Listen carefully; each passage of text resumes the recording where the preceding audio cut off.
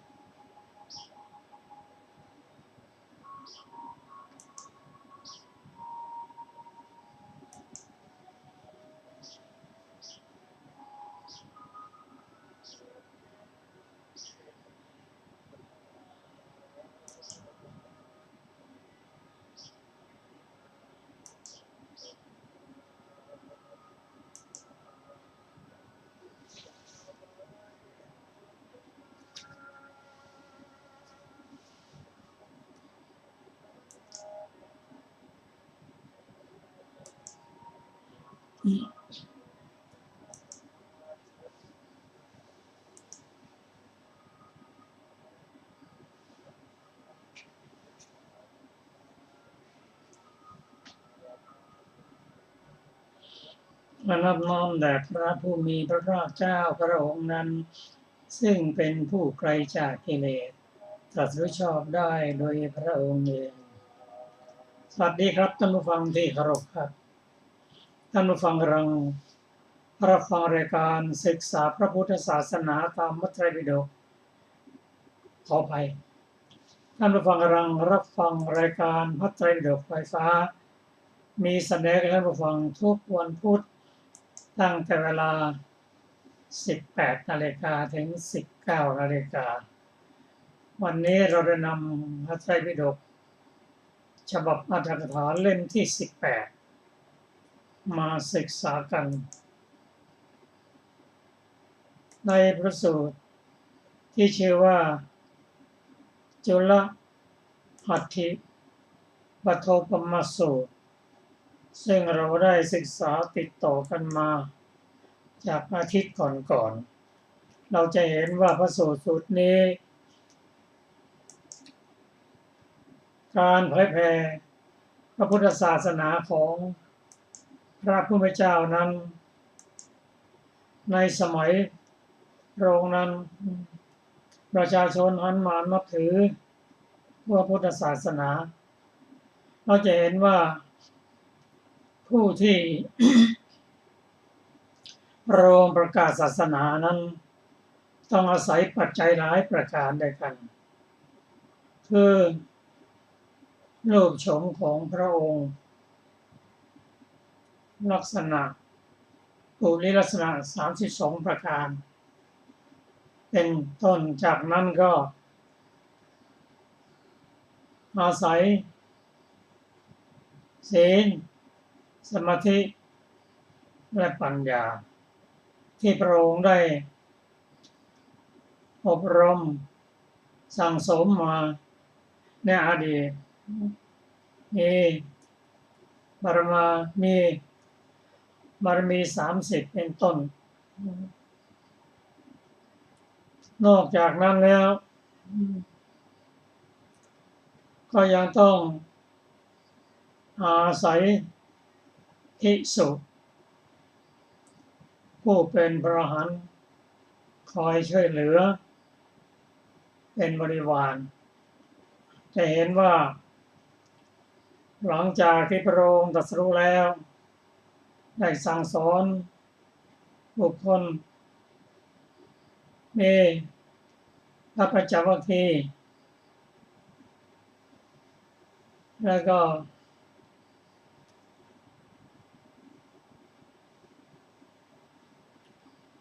กลุ่มของท่านยศ54รวมทั้งพระองค์และวังจักรวรรดิเป็น60รูปพระองค์จึงเริ่มเผยแผ่พระพุทธศาสนาจากนั้นเราจะเห็นว่าบุคคลผู้มาร่วมมาศึกษาพุทธศาสนาด้วยการขอบวชเป็นต้นนั้นก็อาศัยการแสดงธรรมของพระองค์หรือพูดง่ายๆว่าได้ฟังธรรมของพระองค์ก่อนได้จะเกิดศรัทธาออกบวชตามเป็นต้น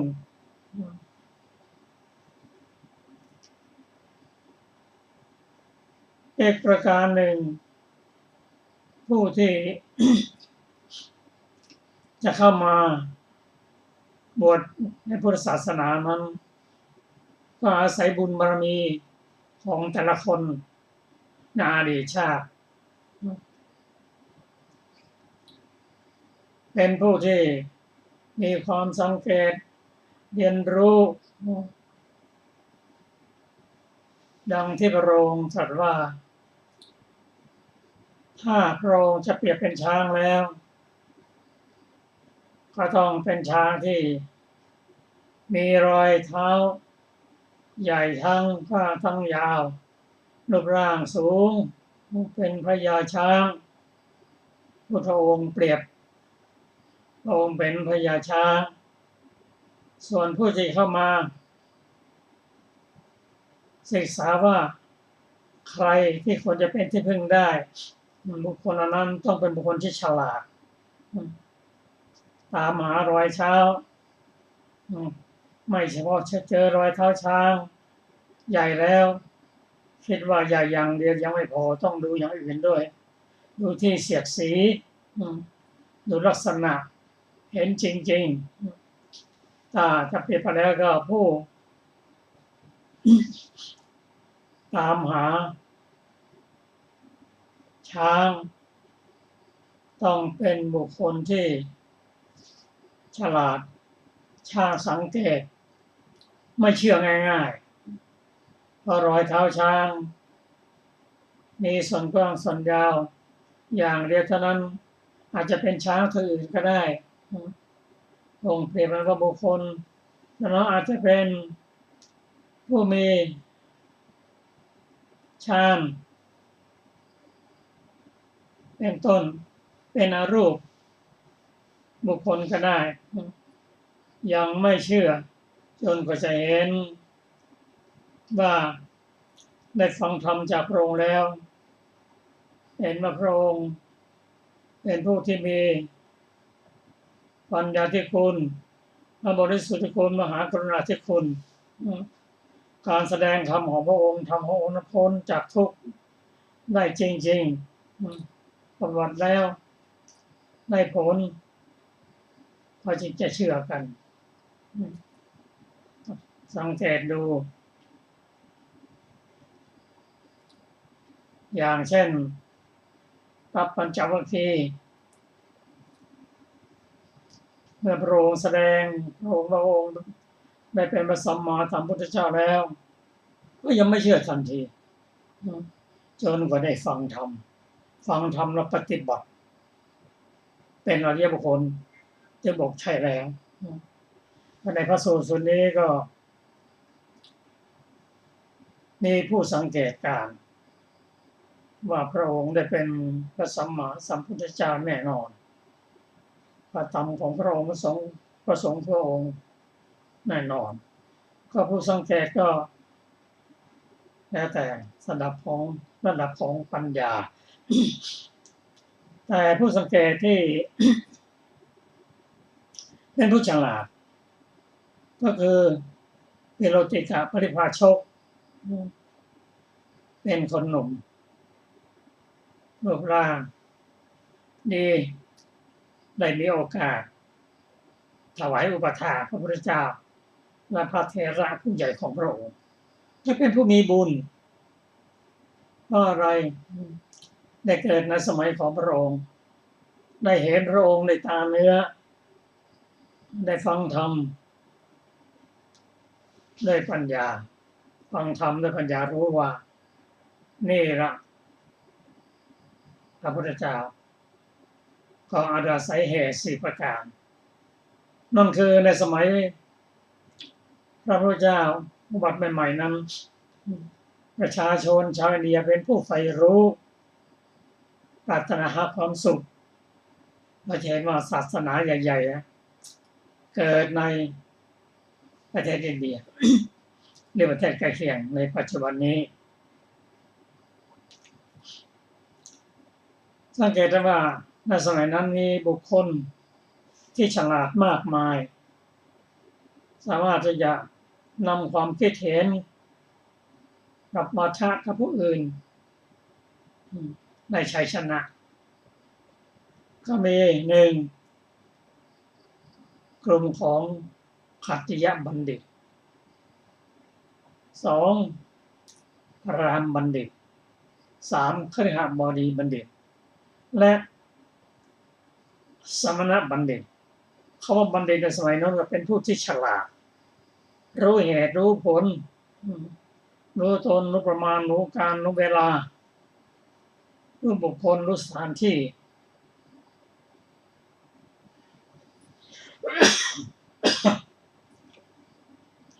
ทั้ง4กลุ่มนี้ก็เมื่อได้ฟังธรรมจากพระพุทธเจ้าก็เป็นสาวกของพระพุทธเจ้าทั้งหมดโดยแท้โดยเฉพาะกลุ่มสุดท้ายคือสมณบัณฑิตเข้ามาแล้วฟังธรรมแล้วตั้งใจจะมาถามปัญหาปรับมาทะได้ฟังแล้วโอ้ดีใจที่เราไม่ได้สูญถามเพราะพระองค์แสดงธรรมตอบปัญหาให้เราหมดเลยขอบวชเมื่อบวชแล้วปฏิบัติธรรมสมควรแก่ธรรมในแนวทางของพระพุทธศาสนาจนได้สำเร็จเป็นพระอริยบุคคลตามลำดับและได้เป็นพระอรหันต์บุคคลตามลำดับก็มาศึกษามาปรึกษากันว่า เราตอนแรกปฏิญาณตนว่าเป็นสมณะทั้งที่ไม่ได้เป็นเลยแสดงตนว่าเป็นบัณฑิตก็ยังไม่ได้เป็นบัณฑิตเลยแสดงตนว่าเป็นพระอรหันต์ก็ยังไม่ได้เป็นพระอรหันต์แต่บัดนี้เรามาพบพระผู้มีพระเจ้าไม่เป็นการเสียหายเลยปฏิบัติธรรมของพระองค์จนสมตั้งใจที่บุคคลมาบวชเพื่อจักพ้นทุกข์สามารถจะกล่าวว่าบัดนี้เราเป็นพราหมณ์แล้ว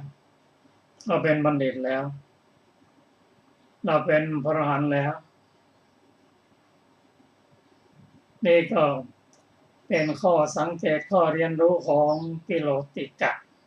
ปริภาชกซึ่งท่านพราหมณ์ที่ชื่อว่าชานุโสนีพราหมณ์นั้นก็เป็นผู้ที่มีคนเคารพนับถือเป็นที่ปรึกษาของพระเจ้าแผ่นดินส่วนใหญ่พอรู้อย่างนี้ได้ฟังธรรมว่าพระพุทธองค์แสดงธรรมอย่างนี้ฟังต่อมาอย่างนี้เปลี่ยนความคิดเลยนั่งอยู่บนรถประดับประดาหรือสีขาวทั้งหมดคุยกับสนทนากับปิโลติกะปริภาชกซึ่งปิโลติกะปริภาชกนั้นเล่าให้ฟังหมดที่ได้ฟังอย่างนี้เชื่ออย่างนี้พอฟังแล้วลงจากรถเลยเอาผ้าเฉลียงบ่า ประนมมือหันหน้าไปทางที่พระพุทธเจ้ากล่าวคำว่า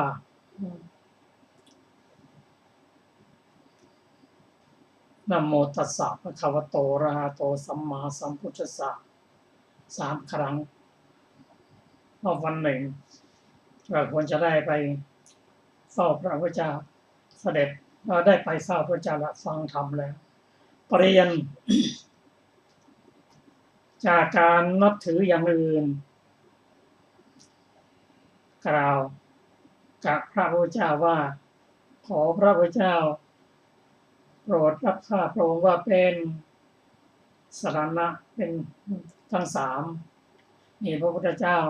พระธรรมพระสงฆ์เป็นสรณะอยู่เถิดเท่านั้นแล้วโรงเท่าที่เธอได้ฟังมานั้นเป็นส่วนหนึ่งของรอยเท้าช้างแต่จะสมบูรณ์แล้วจะฟังไหมนะทูลอย่าฟังองค์แสดงว่ารอยเท้าช้างทั้ง4นั้นและช้างนั้นที่คนต้องการปรารถนาจะเป็นที่พึ่งนั้นก็คือพระองค์นั่นเองลำดับตั้งแต่เป็นผู้มีศีลบริสุทธิ์เป็นผู้มีศีลบริสุทธิ์แล้ว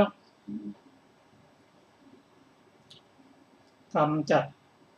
นิวรณ์5ด้วยการปฏิบัติด้านสมถะจนถึงระดับฌานตามที่1ที่2ที่3ที่4ก็เป็นรอยเท้าตามลำดับขึ้นไปพอถึงรอยเท้าลำดับ1ลำดับ2แล้วต้องแสดงว่าลำดับต่อไปก็คือลงปฏิบัติจนได้วิชา3นั่นคือบุพเพนิวาสานุสติญาณนั่นเรียกฌานได้ก็ยังไม่มั่นใจว่าเป็นพระอรหันตสัมมาสัมพุทธเจ้ายังมีอีกจนได้จตุปปัฏฐญาณเป็นวิชาที่2คนอื่นที่ฝึกถึงระดับนี้ก็มียังไม่เป็นบานจนได้เป็นพระพุทธเจ้าจนได้อาสวัคยายานกำจัดโลภะโทสะโมหะได้แล้วเป็นพระสัมมาสัมพุทธเจ้านี่แหละผู้ที่ฉลาดแล้วจะต้องตามหารอยเท้าจนถึงระดับสุดท้ายถึงปัจจุบันตามดูผู้ปฏิบัติด้วยศีลสมาธิปัญญาจนได้ฌานได้ฌานที่1ที่2ที่3 4แล้วจึงบำเพ็ญเพียรจนบรรลุเป็นพระสัมมาสัมพุทธเจ้าชานุโสนิพรามมั่นใจขอถึงซึ่งพระพุทธเจ้าพระธรรมพระสงฆ์เป็นที่พึ่งอันนี้ก็เป็นเรื่องของพระสูตรที่ชื่อว่าจุล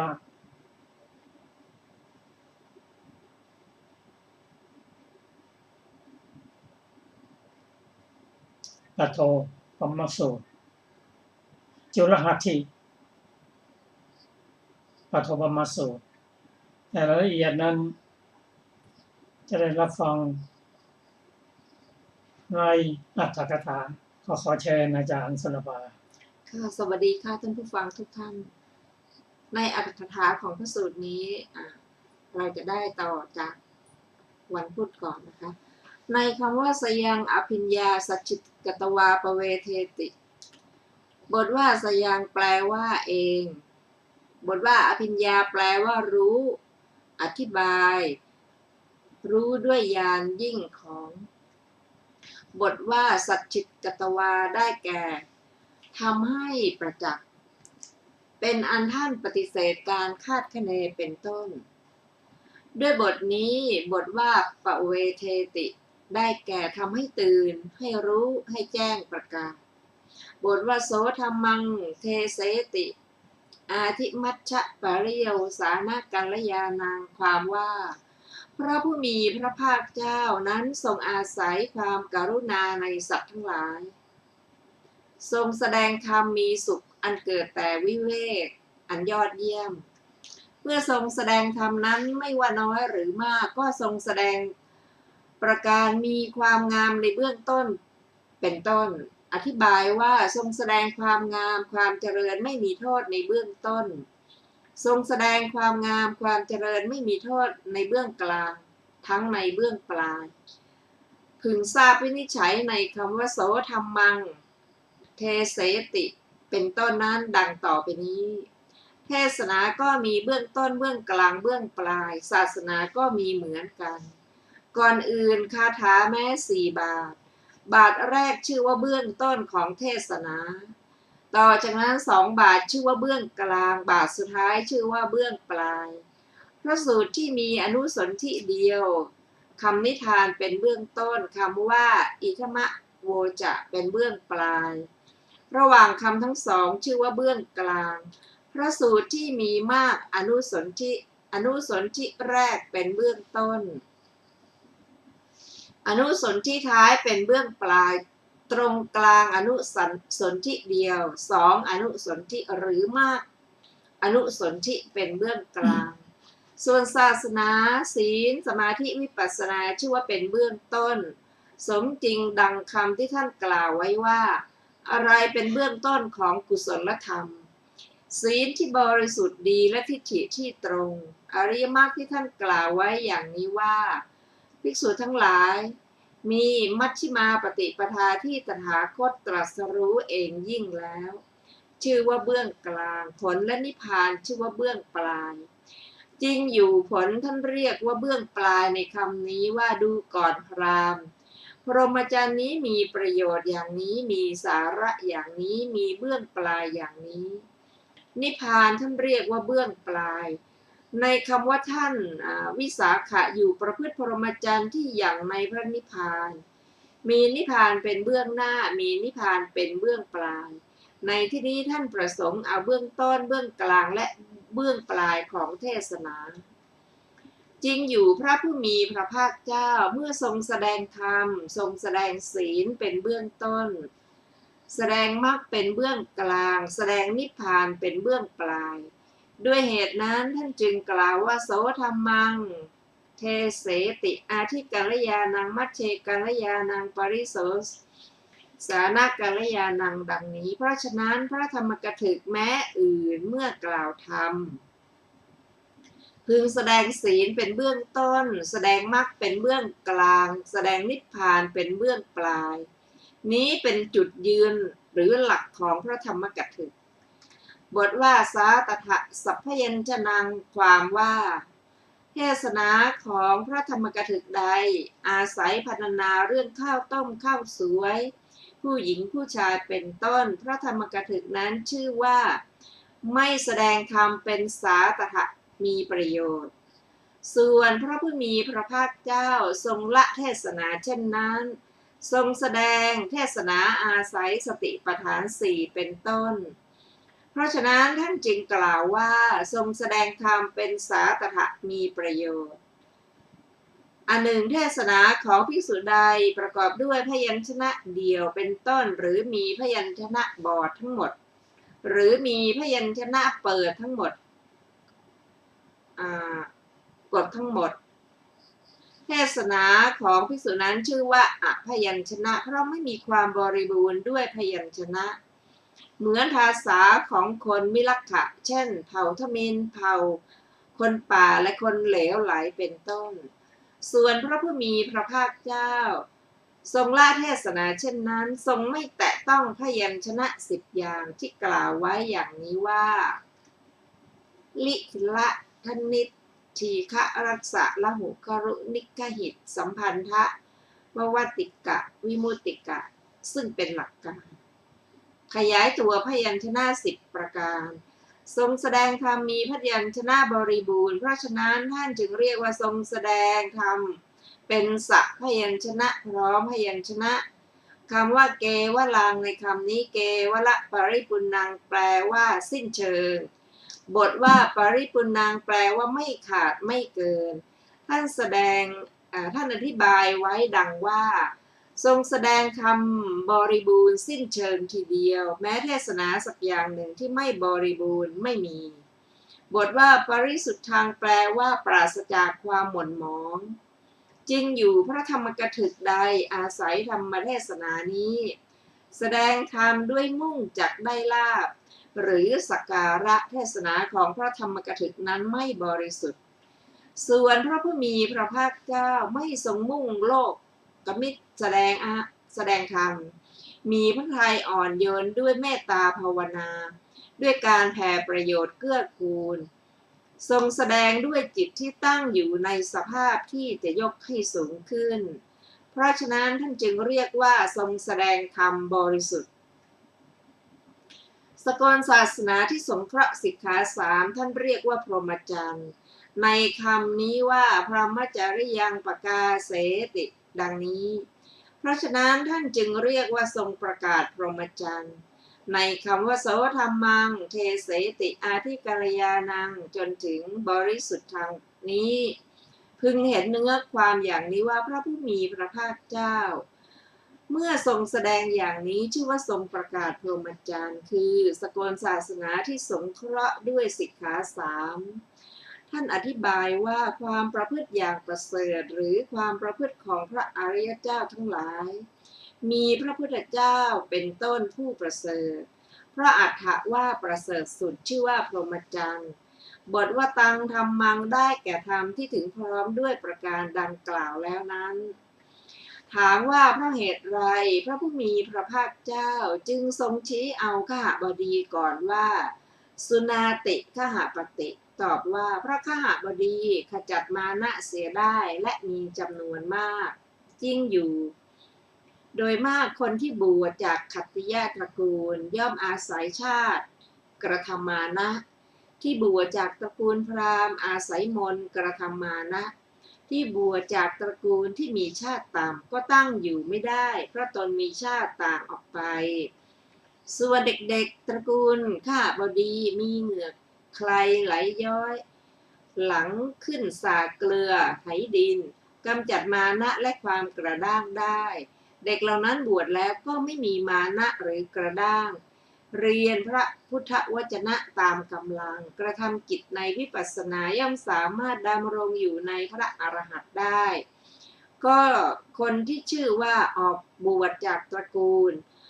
นอกจากนี้มีไม่มากพวกข้าบดีเท่านั้นมีมากดังนี้พระผู้มีพระภาคเจ้าจึงทรงชี้ข้าบดีก่อนเพราะกำจัดมานะได้และมีมากบทว่าอัญญตรัสมิงว่าได้แก่หรือในตระกูลนอกนี้ตระกูลใดตระกูลหนึ่งบทว่าปัจฉาชาโตแปลว่าเกิดภายหลังบทว่าตถาคเตสุทธังปฏิลภติความว่าฟังธรรมที่บริสุทธิ์แล้วกลับได้ศรัทธาในพระตถาคตผู้เป็นเจ้าของธรรมว่าพระผู้มีพระภาคเจ้าเป็นสัมมาสัมพุทธะหนอบทว่าอิติปฏิสันจิตคติได้แก่พิจารณาเห็นอย่างนี้บทว่าสัมภาโทคราวาโสความว่าแม้ทว่า2 สามีภรรยาอยู่ในเรือนห่าง60 ศอกหรือระหว่าง100 โยชน์แม้ฉะนั้นคฤหัสถ์ก็ชื่อว่าคับแคบเพราะอัตถะว่า2 สามีภรรยานั้นมีความกังวลมีความห่วงใยกันคำว่าราชาปโถท่านกล่าวไว้ในมหาอัฏฐะว่า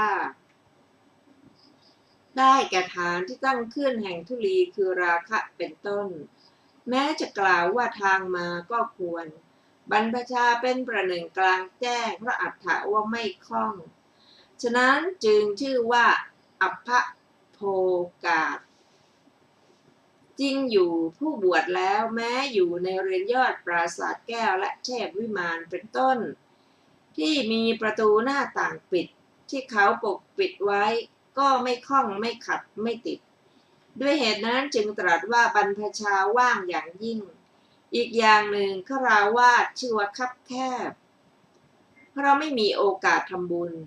ชื่อว่าราชาปะทะเพราะเป็นที่รวมแห่งทุลีคือกิเลสดุจสถานที่กองขยะที่เขาไม่ระวังบรรพชาชื่อว่าอัพพโภกาเพราะมีโอกาสทำบุญได้ตามสะดวกในคำว่าณยิทางสุกรังจนถึง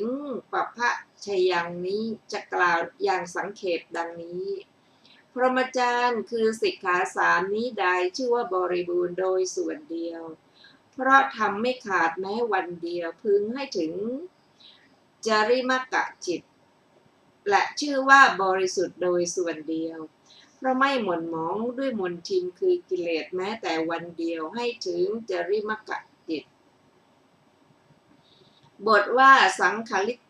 กิตังได้แก่พึงประพฤติเช่นเดียวกับสังขัดคือเทียบด้วยสังที่ขัดแล้วผู้อยู่ครองเรือนคือผู้อยู่ท่ามกลางเรือนประพฤติพรหมจรรย์ที่บริสุทธิ์บริบูรณ์โดยส่วนเดียวดังสังนี้กระทำไม่ได้ง่ายถ้ากระนั้นเราพึงปรงผมและหนวดครองถือนุ่งห่มผ้าที่ชื่อกาสายะพระย้อมด้วยน้ำฝาดที่เหมาะสำหรับผู้ประพฤติพรหมจรรย์ออกจากเรือนบวชไม่มีเรือนก็เพราะเหตุที่การงานมีไถนาและค้าขายเป็นต้นเกื้อกูลแก่เรือนเรียกว่าอาคาริยะและอาคาริยกิจนั้นไม่มีในบรรพชาฉะนั้นบรรพชาพึงทราบว่าอนาคาริยะในคำนี้ไม่มีกิจของผู้ครองเรือนนั้นบทว่าปัพพชัยยังแปลว่าพึงปฏิบัติบทว่าอัปปังวาความว่าโภคะต่ำกว่าพันลงมาชื่อว่าน้อยสูงกว่าพันขึ้นไปชื่อว่ามากเครือคือญาติชื่อว่าเครือญาติเพราะอัตถว่าเกี่ยวพันเครือญาตินั้นต่ำกว่า20ลงมาชื่อว่าน้อยสูงกว่า20ขึ้นไปเรียกว่ามากบทว่าภิกขุนางสิกขาสาชีวสมาปันโตปโนความว่าภิกษุชื่อว่าสมาปันนะเพราะศึกษาในสิกขากล่าวคืออธิศีลและสาชีพคือสิกขาบทที่พระผู้มีพระภาคเจ้าทรงบัญญัติแล้วสำหรับภิกษุทั้งหลายผู้อยู่ร่วมกันมีชีวิตเป็นอันเดียวกันมีความประพฤติเสมอกันฉะนั้นภิกษุนั้นจึงชื่อว่าสิกขาสาชีวสมาปันนะสำหรับภิกษุทั้งหลายความว่าทำสิกขาบทให้บริบูรณ์และไม่ล่วงละเมิดสาชีพเข้าถึงสิกขาและสาชีพทั้งสองนั้นกถาว่าด้วยปานาติบาตเป็นต้นในคำว่าปานาติปาตังปหายะเป็นต้นท่านกล่าวไว้พิสดารแล้วในหนหลังบทว่าปหายะได้แก่ละความทุศีลกล่าวคือเจตนาฆ่าสัตว์นี้บทว่าปฏิวิรโตโหติความว่างดเว้นจากความทุศีลนั้นตั้งแต่เวลาที่ละได้แล้วบทว่านิมิตตะทันโทนิหิตตะสัทโธความว่าชื่อว่าทิ้งไม้ทิ้งมีดเพราะไม่ถือไปเพื่อจะฆ่าเขาก็ในที่นี้เครื่องมือที่เหลือแม้ทั้งหมดเว้นไม้เสียพึงทราบว่ามีดเพราะเป็นเครื่องเบียดเบียนสัตว์ทั้งหลายภิกษุทั้งหลายถือไม้เท้าหรือมีดเหลาไม้สีฟันหรือมีดพับไม่ใช่เพื่อจะฆ่าเขาฉะนั้นจึงนับว่าทิ้งไม้ทิ้งมีดบทว่าลัทธิได้แก่ผู้ประกอบด้วยความละอายมีความเกลียดบาปเป็นลักษณะชื่อว่าทยาปโนได้แก่ถึงความเอ็นดูคือความเป็นผู้มีจิตเมตตาบทว่าสัพพปานภูตะหิตานุกกัมปิได้แก่เป็นผู้อนุเคราะห์สรรพสัตว์ด้วยประโยชน์เกื้อกูลอธิบายว่าชื่อว่าเป็นผู้มีจิตเกื้อกูลแก่สรรพสัตว์เพราะมีความเอ็นดูนั้นบทว่าวิหรติ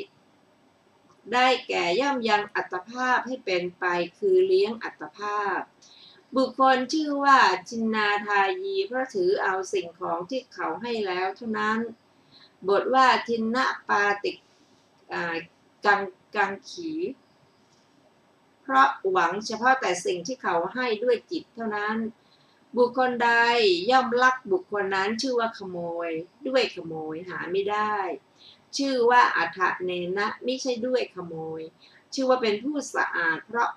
เป็นผู้ไม่ขโมยนั่นเองบทว่าอัตนาแปลว่าด้วยทั้งอัตภาพท่านอธิบายไว้ว่าเมื่อเป็นเช่นนี้เขาย่อมทำอัตภาพให้สะอาดอยู่บทว่าอภรมจริยังแปลว่าประพฤติไม่ประเสริฐบทว่าพรหมจารีเพราะประพฤติอาจาระอันประเสริฐคือประเสริฐสุดบทว่าอาราจารีได้แก่ผู้ประพฤติห่างไกลจากอพรหมจรรย์บทว่าเมถุนาได้แก่อสัตธรรมที่นับว่าเมถุนเพราะซ่องเสพด้วยได้โวหารว่าเมถุนกะเพราะเป็นเสมือนถูกราคะกลุ่มรุมบทว่าคามธรรมาแปลว่าธรรมะของชาวบ้านชื่อว่าสัจจวาทีเพราะพูดคำจริงชื่อว่าสัจจสันโธเพราะเอาสัจจะกับสัจจะเชื่อมต่อกันอธิบายว่าไม่พูดปนเท็จความจริงบุรุษใดบางครั้งพูดเท็จบางครั้งพูดจริงไม่เอาสัจจะกับสัจจะเชื่อมต่อกันเพราะสัจจะกับมุสาวาทไม่อยู่ในภายในเพราะเหตุนั้นบุรุษนั้นไม่ชื่อว่าเอาสัจจะกับสัจจะเชื่อมต่อกันแต่ผู้นี้หาเป็นเช่นนั้นไม่ผู้ไม่กล่าวมุสาวาทแม้เพราะเหตุแห่งชีวิตแต่เอาสัจจะกับสัจจะเชื่อมต่อกันพูดจริงตลอดเรื่องเพราะเหตุนั้นผู้นั้นชื่อว่าสัจจะสันทะบุวาเทโตแปลว่ามั่นคงอธิบายว่าผู้พูดมั่นคงจริงอยู่บุคคลผู้หนึ่งเป็นผู้มีถ้อยคำไม่มั่นคงย่อมเหมือนย้อมด้วยขมิ้นเหมือนปักหลักไว้ที่กองแกลบและเหมือนฟักที่เขาวางไว้บนหลังม้าฉะนั้นผู้หนึ่งมีถ้อยคำมั่นคงเหมือนรอยจารึกในหินและเหมือนเสาเขื่อนแม้เมื่อเขาเอาดาลฟันศีรษะก็ไม่กล่าวถ้อยคำให้เป็นสองผู้นี้ชื่อว่าเถตะผู้มีถ้อยคำมั่นคงบทว่าปัจจยิโกแปลว่าบุคคลผู้ที่ควรเชื่อได้อธิบายว่าผู้น่าเชื่อความจริงบุคคลบางคนเป็นผู้ไม่ควรเชื่อเมื่อเขาถามว่าคำนี้ใครกล่าว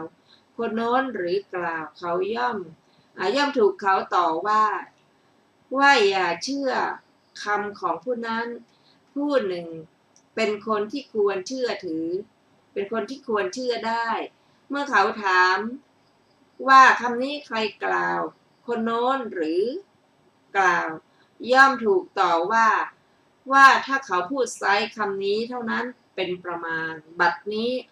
ไม่มีคำที่ต้องสอบสวนคำนี้ต้องเป็นอย่างนั้นเองผู้นี้ท่านเรียกว่า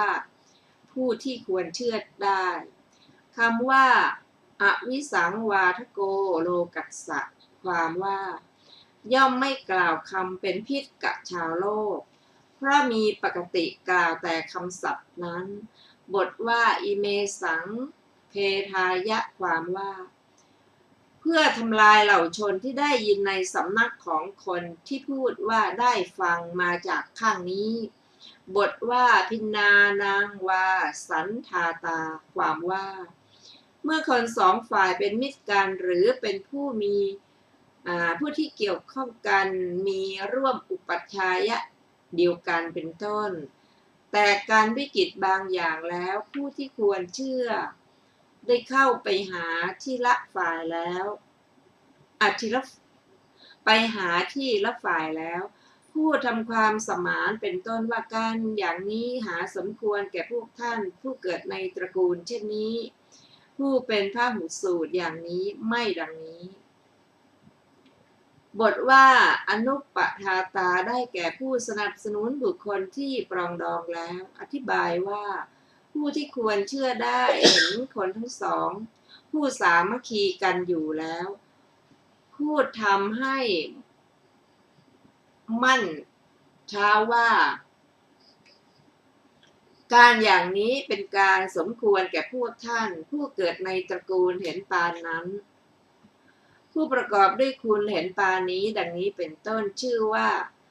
สมัคคารามโมเพราะมีคนมีสามัคคีเป็นที่มายินดีอธิบายว่าคนผู้สามัคคีกันไม่มีในที่ใดย่อมไม่ปรารถนาจะอยู่ในที่นั้นบาลีว่าสมัคคารามโมดังนี้ก็มีความก็อย่างนี้เหมือนกันบทว่าสมัคคารโตได้แก่ผู้ยินดีในเหล่าคนผู้พร้อมเพรียงกันอธิบายว่าย่อมไม่ปรารถนาละคนผู้สามัคคีกันเหล่านั้นไปในที่อื่นชื่อว่าผู้ชื่นชมในคนผู้สามัคคีกันเพราะผู้ที่ควรเชื่อได้นั้นเห็นก็ดีได้ยินก็ดีซึ่งเหล่าคนผู้สามัคคีกันย่อมยินดีบทว่าสมัคคการณิงวาจางภาสิตาความว่าบุคคลผู้ที่ควรเชื่อได้นั้นย่อมกล่าววาจาที่ทำคนให้สามัคคีกันซึ่งเป็นวาจาแสดงคุณของสามัคคีอย่างเดียวหากล่าววาจาตรงกันข้ามจากนี้ไม่โทษท่านเรียกว่าเอละในบทว่าเนลาดังนี้วาจาชื่อว่าหาโทษไม่ได้เพราะโทษของวาจานั้นไม่มีอธิบายว่า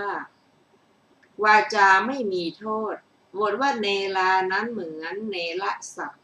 ที่พระผู้มีพระภาคเจ้าตรัสไว้ในคาถานี้ว่าเนลังโคเสตปัจฉาโทดังนี้เป็นต้นบทว่ากันนสุขาได้แก่วาจาสบายหูคือไม่เกิดความเสียดแทงหูเหมือนถูกเข็มแทงเพราะเป็นวาจาไพเราะโดยพยัญชนะชื่อว่าวาจาเป็นที่ตั้งแห่งความรักเพราะวาจานั้นไม่ทำให้เกิดความโกรธถ้าความรักให้เกิดความรักขออภัยทำความรักให้เกิดทั่วสรีระเพราะเป็นวาจาไพเราะโดยอรรถะชื่อว่าเป็นวาจาจับใจเพราะวาจานั้นย่อมถึงใจคือไม่กระทบกระทั่งเข้าไปถึงจิตโดยสะดวกชื่อว่าเป็นวาจาชาวเมืองเพราะวาจานั้นมีอยู่ในเมืองเหตุเป็นวาจาที่บริบูรณ์ด้วยคุณชื่อว่าโปริเพราะวาจานั้นเป็นวาจาอ่อนโยนประหนึ่งว่าหญิงผู้เจริญในบุรีดังนี้ก็มีชื่อว่าโปรีเพราะวาจานั้นเป็นวาจาของชาวเมืองดังนี้ก็มีอธิบายว่าเป็นถ้อยคำของชาวเมืองด้วยว่าชาวเมืองย่อมเป็นผู้มีถ้อยคำสมควรคือเรียกคนปูนพ่อว่าพ่อเรียกผู้ปูนแม่ว่าแม่ปูนพี่ว่าพี่ชื่อว่าผู้มีวาจาอันควรเป็นอันมากรักใคร่เพราะถ้อยคำเห็นปานนั้นย่อมเป็นวาจาอันคนเป็นอันมากชอบใจชื่อว่าเป็นวาจาเป็นที่พอใจของชนเป็นอันมากเพราะวาจานั้นเป็นที่พอใจคือทำความเจริญใจแก่ชนเป็นอันมากเพราะเป็นวาจาที่คนทั้งหลายรักใคร่นั่นเองบุคคลพูดชื่อว่ากาลวาทีเพราะกล่าวโดยการอธิบายว่าบุคคลนั้นย่อมกำหนดการอันควรกล่าวแล้วกล่าวชื่อว่าผู้มีปกติกล่าวคำจริงเพราะย่อมกล่าวคำที่จริงคือคำแท้ได้แก่คำเป็นจริงอย่างเดียวชื่อว่าผู้มีปกติกล่าวอาศัยประโยชน์เพราะบุคคลนั่นกล่าวกระทำให้เป็นคำอาศัยอรรถะอันเป็นประโยชน์ในภพนี้และภพหน้าอย่างเดียวชื่อว่าเป็นผู้มีปกติกล่าวอาศัยธรรมเพราะบุคคลนั้นย่อมกล่าวทำให้เป็นคำอาศัยโลกุตระธรรม9ชื่อว่าผู้มีปกติกล่าวอาศัยวินัยเพราะกล่าวกระทำให้เป็นคำอาศัยสังวรวินัยและปหานวินัยโอกาสที่ตั้งท่านเรียกว่าหลักฐานของวาจานั้นมีอยู่เหตุนั้นวาจานั้นชื่อว่ามีหลักฐานอธิบายว่าบุคคลผู้ที่ควรเชื่อได้นั้นย่อมเป็นผู้กล่าววาจาอันสมควรที่จะพึงเก็บไว้ในหทัย บทว่ากาเลนะความว่าก็บุคคลผู้ควรเชื่อได้นั้นแม้เมื่อกล่าวคำเห็นปานนั้นย่อมไม่กล่าวโดยการอันไม่สมควรด้วยถือว่าจักกล่าวคำมีหลักฐานดังนี้แต่พิจารณาการอันสมควรแล้วจึงกล่าวบทว่าลาปเทสังความว่ามีอุปมามีเหตุบทว่าปริยันตะวติงความมีความว่าที่สุดของวาจานั้น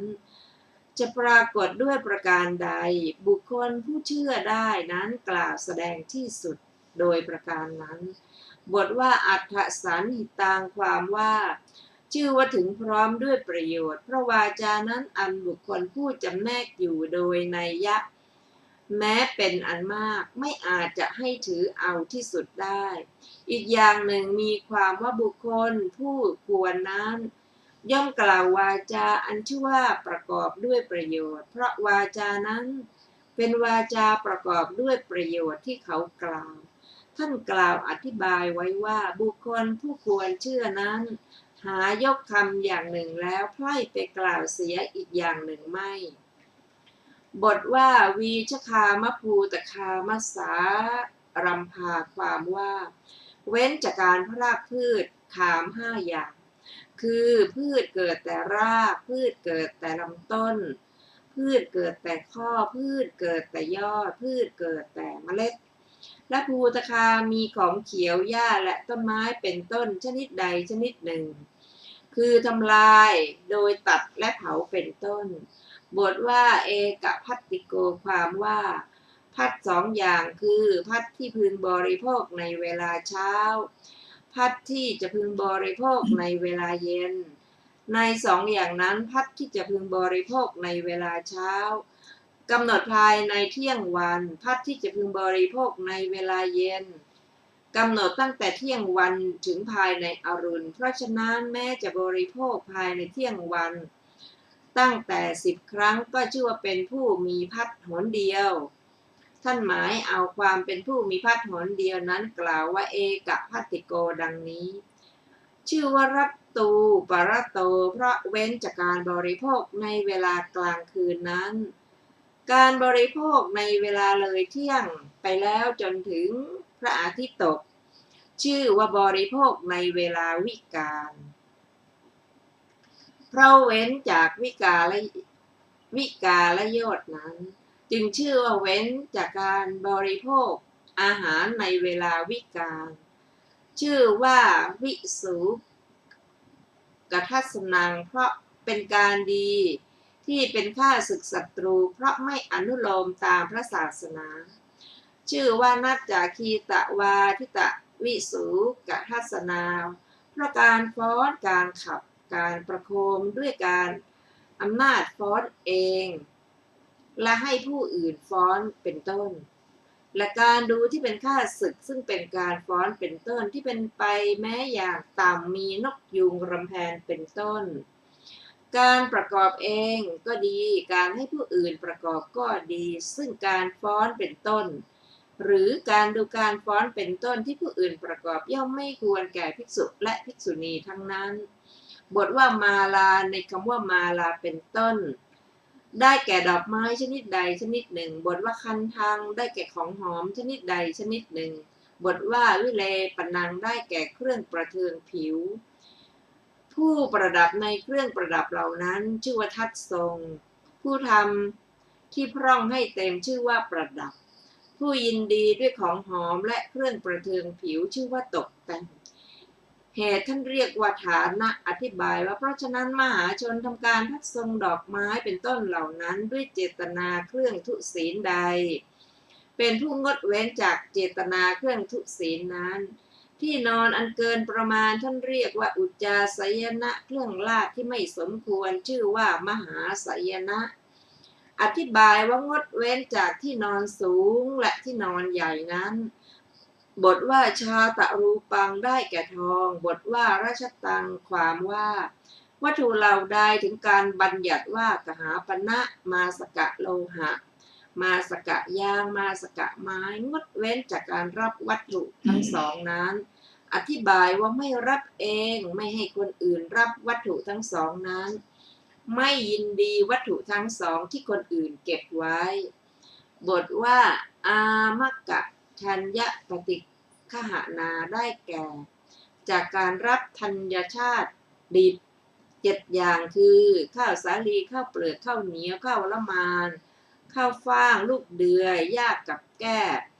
ไม่ใช่ห้ามการรับธัญชาติเหล่านั้นอย่างเดียวเท่านั้นแม้การถูกต้องก็ไม่ควรแก่ภิกษุทั้งหลายในบทว่าอามะกะมังสปฏิฆหนานี้ความว่าการรับเนื้อและปลาดิบย่อมไม่ควรแก่ภิกษุทั้งหลาย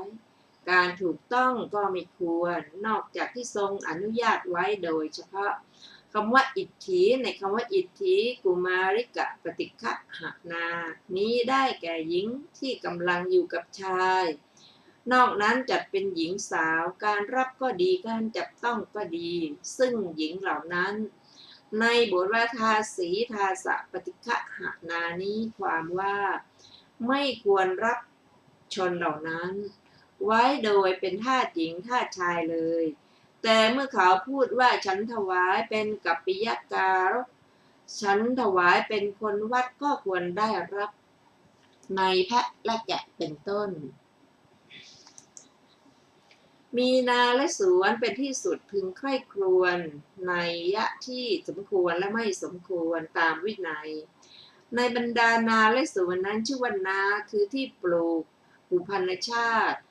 ซึ่งว่าที่สวนคือที่ปลูกอปรณชาติอีกอย่างหนึ่งที่ปุพันชาติและอปรณชาติทั้งสองงอกขึ้นนั้นชื่อว่านาภูมิภาคที่ไม่ได้ทำไว้เพื่อประโยชน์นั้นชื่อว่าสวน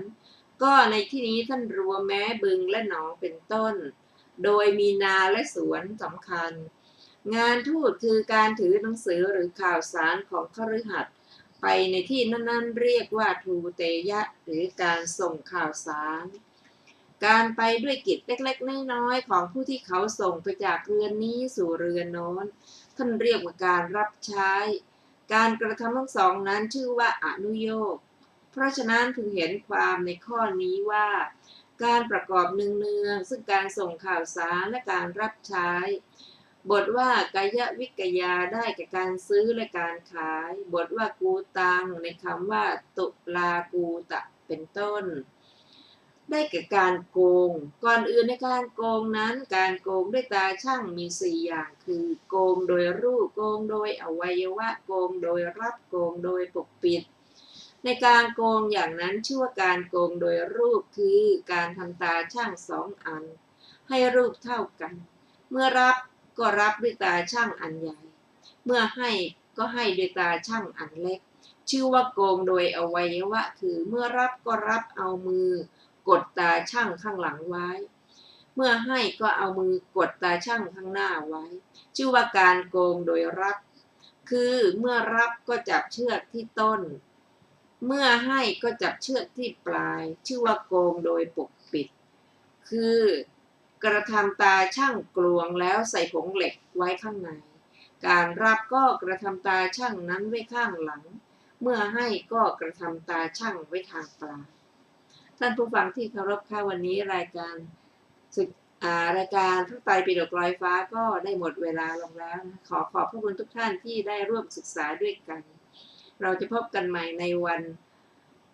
พุธหน้าเวลาเดียวกันนี้นะคะขอมีความสุขสวัสดีทุกท่านค่ะวันนี้ก็